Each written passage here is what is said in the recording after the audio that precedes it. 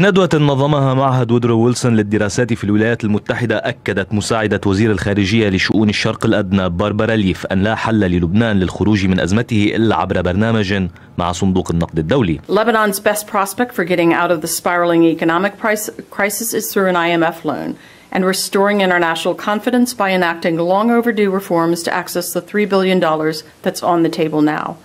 Parliament and the government are making creeping progress on the requirements. Some of the critical measures required, bank sector reform and setting the country on a path towards debt sustainability. ليف أكدت أن الأمور ليست ببساطة من يراهن على انهيار لبنان ليشكل ذلك فرصة للتخلص من حزب الله. I'm mindful of the narrative in some parts of this town and elsewhere that letting Lebanon collapse may somehow enable it to rebuild from the ashes, free of the plague that Hezbollah has represented for so many years. If only it were so simple, but it's not. Lebanon's people and its neighbors, Jordan, Israel, the Syrian people, would bear the brunt of state collapse. So our efforts are aimed precisely at averting that scenario, while putting pressure on those whose job it is to govern the country.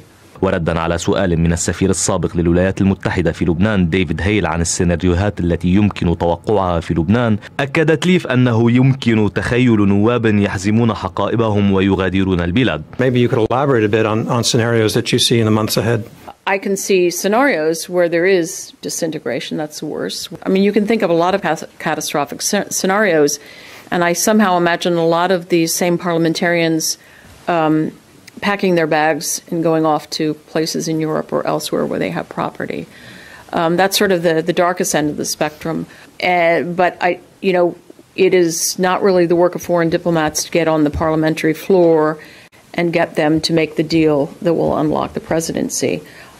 I frankly think things will have to get worse before the public pressure mounts in such a way that they feel that. We are putting pressure directly on political leaders to do their work, but there's nothing like the pressure of the public, and sooner or later that will boil up again, and it's the worst sort of pressure that politicians can face. وقالت ليف في الندوة أن الرهان على الغاز في البحر لتجنب أي اتفاق مع الصندوق وأي إصلاحات هو رهان خاطئ.